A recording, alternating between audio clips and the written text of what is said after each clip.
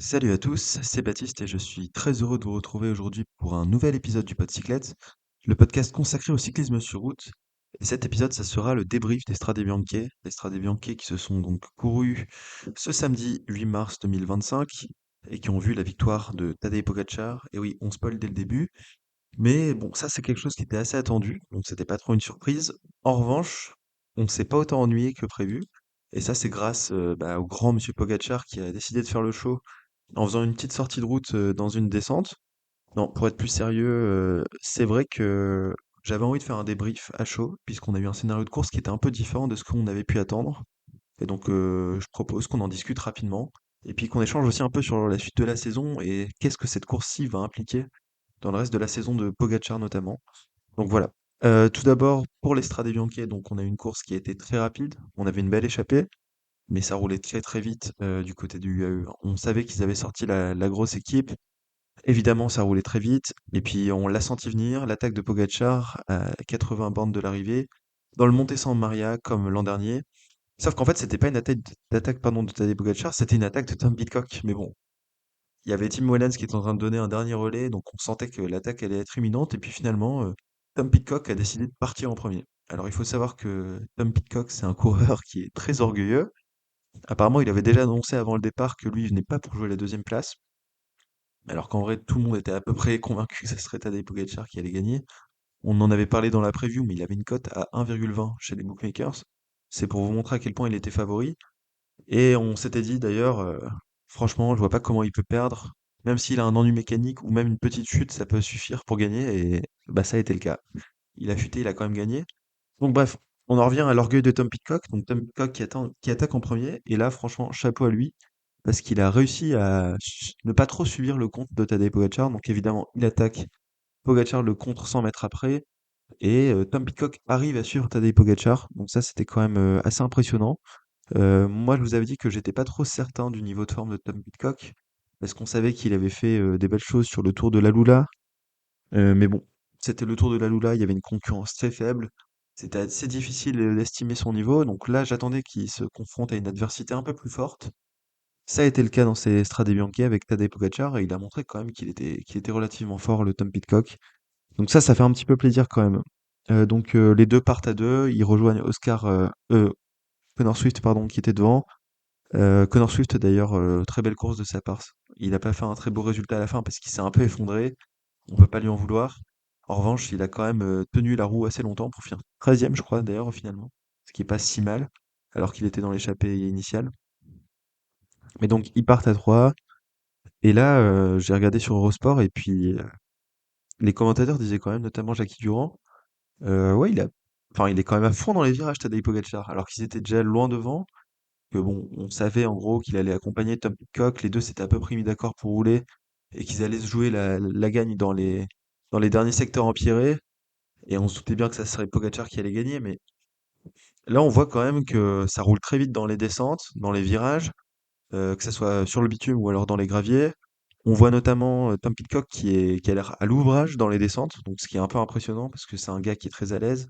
Normalement, il suit tout le monde sans problème. Là, dans les descentes, on voit que il bataille un peu pour rester dans la route Pogacar, et donc là, on se dit quand même, waouh, Pogacar, la victoire est déjà quasiment assurée, et pourtant, il prend quand même des risques. Et bah, ces risques, il les a payés cher puisqu'il a chuté dans un virage en descente. Vous avez forcément vu l'image. Grosse gamelle, très grosse gamelle de Pogacar, qui se relève très vite, quand même, c'est à noter, qui repart avec son vélo cassé. Donc ça, c'était un petit manque de lucidité, mais il repart avec un vélo, il refait le changement et il revient directement sur Tom Pidcock. Euh, Très impressionnant. Certes, Tom Pidcock a un peu attendu Tadej Pogacar, surtout sur la fin quand il a senti revenir fort, mais Pogacar est remonté très très vite. Et d'ailleurs, sur cette portion où il tombe et où il change de vélo, il gagne du temps sur les poursuivants. C'est pour vous dire à quel point il était rapide. Et donc là, Pogacar revient sur Pidcock, et là on se dit quelle va être la stratégie des deux. Déjà, on attend de voir l'état de forme de Pogacar. On se rend compte très vite que il a l'air d'aller à peu près bien, hein, parce qu'il continue à rouler classiquement. Il n'a pas l'air gêné sur son vélo. On voit juste qu'il a des énormes brûlures et puis il est un peu ouvert sur l'épaule, notamment sur la cuisse. Bon, ça, c'est pas très grave. C'est des choses qui sont superficielles, ça l'empêche pas de pédaler. Mais on sent quand même dans son visage que c'est pas la grande joie. On se demande même s'il est pas un peu en train de lâcher parce que il se montre pas super aérien, il laisse beaucoup de relais à Tom Pidcock. Et puis on sait pas trop quelle est l'amplitude de ses blessures. Et puis finalement, bon bah dans les deux derniers secteurs empirés, il réattaque et là c'est impossible de le suivre. Il prend très vite une minute d'avance. Merci pour tout, bravo Tadej Pogacar. Pidcock fait 2 et puis c'est Tim Wellens qui fait 3 alors que Tim Wellens avait relayé Pogacar à 80 bandes de l'arrivée. Et au final, on se retrouve avec des écarts qui sont malgré tout, malgré la chute de Pogacar, quand même super impressionnants, qui sont à peu près de l'ordre de ce qu'on avait, peut-être pas l'an dernier, parce qu'il avait quand même 2,40 d'avance sur Tom Skuns, qui était deuxième. Là, il y a 5 minutes d'avance sur le dixième, et on voyait que tous les coureurs étaient vraiment éreintés. Il faut dire que ça a roulé très très très vite sur cette épreuve. Et donc voilà, victoire de Pogacar dans la souffrance quand même, un petit peu, on va pas se mentir. Mais pas la souffrance parce que ses adversaires étaient trop forts, non, non. La souffrance parce que il s'est mis une belle gamelle.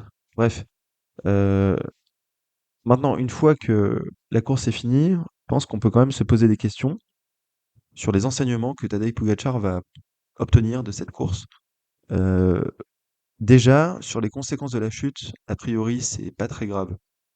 Ça l'a pas empêché de pédaler pendant, je sais plus, 40-50 bornes, donc je pense qu'il aura pas trop de problèmes. Évidemment, il est très brûlé, il y a beaucoup de blessures superficielles. Il va mal dormir dans les jours qui viennent. Ceci dit, je crois que sa prochaine course, c'était dans tous les cas Milan-San Remo. Il sera évidemment remis d'ici là. Je pense pas que ça perturbe sa préparation tant que ça. Et donc, s'il n'y a pas de fracture ni rien, il est très très bien, Tadej Pogacar. C'est pas cette petite chute qui va l'empêcher de rouler sur la saison. Il n'y a pas de fracture, mais en tout cas, il aurait pu s'en faire une, hein, parce qu'il est monté il est descendu pardon à une vitesse très folle. Il tombe à une vitesse élevée. Il tombe sur le côté comme ça. Il y a vraiment moyen de se casser un truc. Mais bon, Tadej Pogacar, il a quand même l'habitude de slalomer entre les gouttes, on va dire, donc il lui arrive pas grand-chose. Bon, bah là, il tombe. Il a de la chance, ça lui coûte pas trop cher. Il se permet même de chambrer un petit peu dans le deuxième passage dans la descente en disant waouh, je suis pas tombé, trop marrant. Avant de mettre une mine à Peacock et de le lâcher alors que le mec pisse le sang. Donc bon, pour la suite de la saison, je pense que ça va pas trop le gêner sur le plan physique. En revanche, on peut peut-être se poser la question de quelle sera son attitude dans le futur. Parce que c'est vrai qu'on a eu un Pogacar vraiment insolent de facilité sur les dernières courses, qui se permet de faire des blagues à tout le monde alors que tout le monde est en train de crever dans sa roue. Là, peut-être qu'il va réfléchir à deux fois quand même avant d'attaquer, d'aller trop vite, parce que là, il est pas passé loin quand même de 2-3 mois out si jamais il se casse la clavicule. Donc bon, euh, je pense qu'il est conscient de sa chance quand même. Ça va peut-être un petit peu le calmer pour la suite de la saison. Je veux dire sur l'attitude plutôt que sur les résultats. Je pense que les résultats, ça va rien y changer. Donc voilà. Après, c'est vrai que je pensais qu'il allait être plus cool, plus détendu, moins joueur. Ça l'a pas empêché de chambrer, je le disais, donc dans le deuxième passage de la descente, avant de mettre une minace à Pidcock. Donc voilà. Peut-être qu'on peut quand même s'attendre à ce que Pogacar soit un poil plus prudent et un poil moins joueur dans le futur, mais je pense que sinon sur le reste de la saison en termes de résultats, ça a pas trop d'incidence, mais on est passé pas loin d'une saison qui change totalement de visage si jamais Pogacar se fait une flèche clavicule et qu'il est absent 3 mois. Donc c'est quand même, malgré tout, peut-être déjà un tournant de la saison, c'est Strade Bianche. Et ça se pose aussi la question de est-ce que les autres qui ne viennent pas sur les Strade Bianche parce qu'ils ont d'autres objectifs, parce qu'ils ont peur de se faire mal, ça pose quand même la question de est-ce que eux ont pas raison. Bon après là on sait que Pogacar a pris des risques assez inconsidérés quand même dans les descentes, mais ça donne d'une manière ou d'une autre un peu raison à ces gros relous de coureurs qui disent non je vais pas sur les Strade Bianche, j'ai pas envie de compromettre mes autres objectifs de la saison. On peut peut-être leur accorder cette fois-ci le bénéfice du doute et dire que c'est une stratégie qui effectivement peut s'entendre. Euh, on sait qu'il y a un coureur par exemple comme Scaroni qui était super en forme, qui était premier au classement UCI sur le début de la saison, qui s'est pété la clavicule sur ses Strade Bianche. Donc ça c'est vraiment une très mauvaise nouvelle. Et donc bah lui, son début de saison et sa forme de folie, bah, c'est fini. Donc ça montre quand même que c'est une course très dangereuse, très dangereuse, pardon, les Strade Bianche, qu'il faut pas prendre à la légère. Et encore une fois, ça souligne peut-être la chance de Tadej Pogacar qui n'a pas eu trop de conséquences graves sur cette chute-là. Bref, si on reparle un peu de la stratégie de la course quand même, on peut se poser des questions sur l'attitude de Tom Pidcock. On sait que c'est un Anglais très fier, qu'il avait annoncé qu'il jouerait pas la deuxième place. De toute façon, c'est pas trop dans ses standards. Il a voulu faire le mec et accompagner Pogacar, à lui donner des relais sans jamais broncher. Et à un moment, on a failli y croire quand même, parce que quand Pogacar chute, on se dit, bah, finalement, Pidcock, c'est lui peut-être qui a eu raison d'accompagner Pogacar, de le pousser à rouler vite, etc., à prendre des relais, puis finalement à se mettre au tas. Et bon, le moment où il l'attend après sa chute, ça c'est assez légitime pour le coup. Je pense qu'il n'y a vraiment pas d'erreur tactique. On sentait qu'il a dû avoir dans l'oreillette l'info que Pogacar revenait très vite, qu'il avait pas l'air trop amoché, donc là c'est pas con de l'attendre. En revanche, après, est-ce qu'il doit continuer à lui donner des relais alors qu'il sent qu'il est un peu plus faible? Je sais pas trop. Bon, toujours est-il que je pense que dans tous les cas, il n'y avait pas grand-chose à faire avec un tel Tadej Pogacar, pardon. Après, si Pidcock avait décidé de ne prendre aucun relais dès le début, je sais pas. Là, la physionomie de la course aurait peut-être pu être un peu différente. Pogacar aurait probablement attaqué plus tôt pour essayer de lâcher Pidcock pour pas se le trimballer dans la roue pendant 80 km. Donc peut-être que ça a un peu, comment dire, permis à Pidcock de rester en vie un petit peu plus longtemps, mais bon, au final, le résultat est à peu près le même. Je voulais aussi parler sur ces Tradé Bianchi des Français. Alors que vous avez survendu la hype Groupama FDJ parce qu'on avait une super équipe avec David Godu, Valentin Madouas ou encore Romain Grégoire. Et bah c'est là où on voit par exemple la chance est plutôt du côté UAE que du côté Groupama FDJ puisque Godu a chuté dès le début, abandonné. Bon, a priori c'est pas trop grave donc ça devrait pas compromettre ses objectifs du printemps. On verra bien. Romain Grégoire chute aussi. Et puis donc il était assez vite largué, donc dommage pour lui. J'avais vraiment des beaux espoirs en sa personne, surtout quand on voit le top 10 final, on se dit ah il y avait peut-être quand même le moyen que Romain Grégoire ait sa place là-dedans. Et puis Valentin Madouas apparemment crevaison, crevaison. Puis de toute façon avec le train que menait la UAE, si vous crevez vous revenez jamais dans le peloton, on va pas se mentir.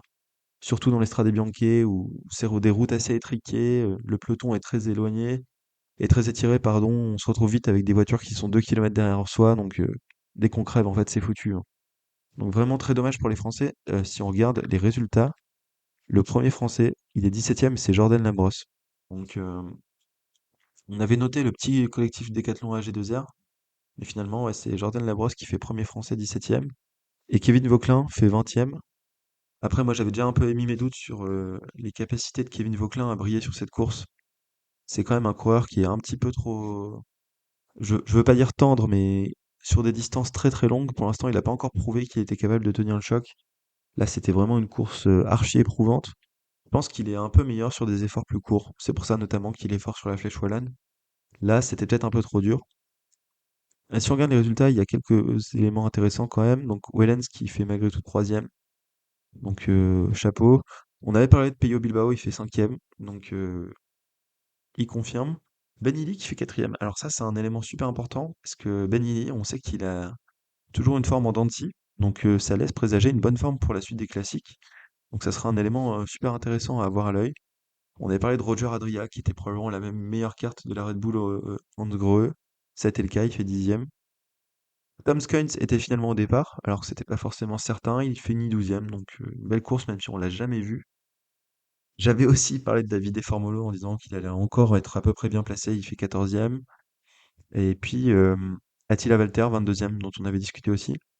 À noter que Marc Hirschi, que beaucoup de personnes avaient considéré comme un des outsiders, fait 24e et on l'a jamais vu de la course. Alors peut-être qu'il a eu des problèmes mécaniques. Je veux pas vendre la peau de l'ours sans l'avoir tué, mais bon, 24e, c'est quand même un résultat décevant pour Marc Hirschi. Moi, je m'y attendais un peu parce qu'il avait jamais participé au Strade Bianche. Et voilà. À noter une belle 25e place de Albert Witten Philipsen, donc vous savez, le jeune Danois de 18 ans qui est chez la Lidl Trek, qui était dans l'échappée et qui fait 25e, donc il s'est accroché. C'est vraiment une belle perf de sa part. Voilà. Et donc on voulait aussi parler de Scaroni, mais c'est déjà fait. Donc Scaroni, vraiment, c'est très dommage pour lui. C'était l'occasion de faire un beau résultat et puis en plus de prolonger sa forme. Et malheureusement, c'est tout l'inverse. Donc force à lui pour se remettre. Donc voilà, c'était le petit débrief à chaud de la course des Strade Bianche hommes.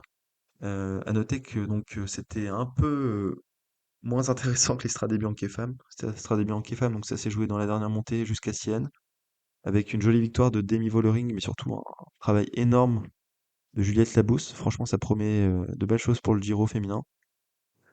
Et donc, ouais, la Estrade Bianchi femmes, c'était super intéressant. On a eu beaucoup de rebondissements dans la course. Une belle forme aussi de Pauline Ferrand-Prévot, qui sera vraiment à suivre pour la suite de la saison. Voilà. Ah oui, je voulais quand même conclure sur un petit sentiment que j'ai eu pendant la course. Euh, Quand Pogacar est parti seul avec Tom Pidcock, là, je vous avoue qu'il y avait les Six Nations en rugby en même temps. J'ai commencé à allumer la télé et regarder un peu les Six Nations, parce que bon, on savait très bien quelle allait être la suite du programme. Mais je gardais un petit œil quand même sur l'Strade Bianchi en parallèle, jusqu'à ce que je vois la chute de Tadej Pogacar. Et on souhaite jamais la chute évidemment d'un coureur, mais là, il faut dire quand même que ça a relancé un peu de suspense. Déjà pour la course, parce qu'évidemment, il tombe, on ne sait pas dans quel état il est, donc on se dit, bah peut-être que ça va un peu tout relancer. Et aussi même pour la saison, parce qu'on se dit si jamais Tadej Pogacar est trop blessé, ça va changer toute la suite de la saison. Bon, finalement, ça a juste prolongé le suspense de 40 minutes, de 40 kilomètres pardon, pour qu'on ait au final un dénouement qui se fasse plutôt vers 20 kilomètres de l'arrivée. Ceci dit, je me suis quand même un peu surpris à avoir ce sentiment un peu malsain de me dire: «Ah tiens, il chute! Ah ouais, ça va peut-être relancer les choses», mais bon. Toujours est-il que tant mieux, c'est quand même une bonne chose que Tadej Pogacar ne soit pas trop blessé. Là, c'est une petite leçon quand même qu'on lui donne en disant, «Bon, tu fait un peu trop le pitre, fais gaffe quand même parce que ça peut jamais, ça peut parfois te revenir, en pleine face». Donc là, je pense que Tadej Pogacar va un peu apprendre de cette course-là quand même, à pas faire n'importe quoi. C'est bien de jouer, mais il y a des moments où il faut être concentré quand même.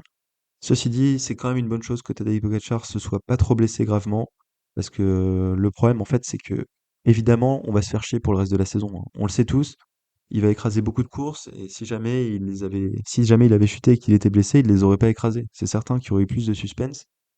Je pense quand même qu'on aurait moins profité de la bagarre qu'il y aurait eu s'il n'était pas là, si on savait qu'il était blessé. Alors là, ma phrase était beaucoup trop longue et je pense qu'elle n'était pas forcément claire, mais ce que je veux dire, c'est que peut-être que les courses auraient perdu de leur saveur si jamais c'était des courses qui étaient initialement prévues au programme de Tadej Pogacar. On savait que s'il venait, il allait écraser la course.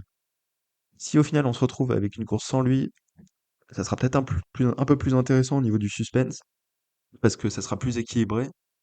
En revanche, on aurait peut-être eu une petite pointe de regret en se disant: ouais, mais bon, c'est parce qu'il n'y avait pas Pogacar, le meilleur n'était pas là, donc finalement, que vaut la victoire des autres si Pogacar n'est pas là?